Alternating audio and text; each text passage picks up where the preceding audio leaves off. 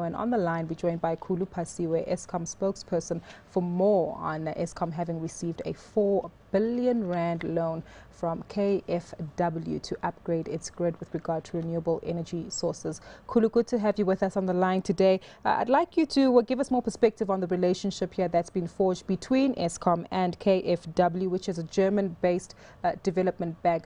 Does this stem from a significant relationship in the past? Indeed, this stems from our existing relationship, but they have assisted us before. And obviously right now, because of the guarantees that we do have with the government has given us guarantees worth over 350 billion rand, and this I think was in 2012 already. So it was against that backdrop that they agreed to assist us with this R4 billion loan. Despite having the government guarantee in place, Khulu, surely this loan must come at an expensive rate, especially given the re-rating we saw from Fitch on Eskom. Well, despite the current rating that we have received, believe it or not, we got this at a rate which is much lower than what we had anticipated. So, and I suppose this is because of the relationship that we have. I'm not in a position to tell you how much this rate is, but I can tell you that it is a rate which is beneficial for both parties. We certainly hope so, especially given the crisis that South Africa is experiencing. But tell us more about the intention of these funds. R4 billion, and I understand you'll be driving this towards solar as well as wind power plants in South Africa. 100%. The condition for this grant is that it's going to be used exclusively for those projects, which is solar and wind projects. Basically, as you know, we have a number of independent power producers that are coming online in South Africa, and this process is driven by the Department of Energy. We are signing those companies or projects as soon as they are ready, and the focus is that we have to do this only for the renewable energy projects, which is where the money will be spent. Just to also give you a context, this is a R4 billion loan, which will be repayable in 15 years' time. But because of the good relationship that we have with KfW, we have some kind of a holiday period of sorts, where we have a 5-year period where we will not be repaying the loan.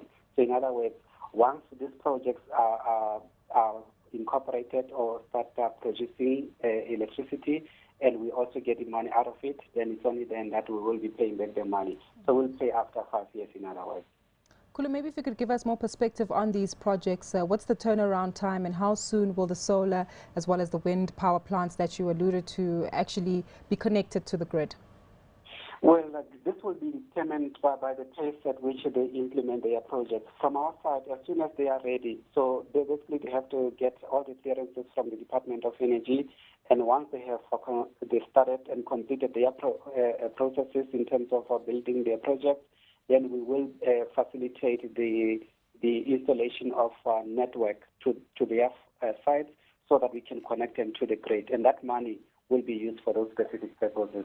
So from our side, as soon as the projects are ready for implementation, as soon ready to be connected to the grid, then we will do so.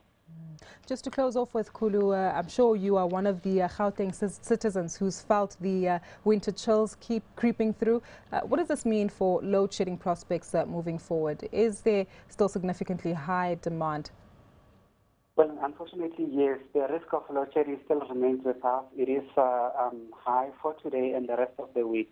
So that's why we're urging customers to also assist us in terms of reducing the load where possible. And as you correctly mentioned, some people, because the sun is not out there, somehow they still use heaters, and we're saying it is not that cold, but if you really have to use a heater, we're urging that at least you make a trade-off by maybe switching off a geyser so that we can reduce the strain on the power system. But yes, the risk of load shedding remains with us for the next few months. In fact, for the next few years, between now and 2017.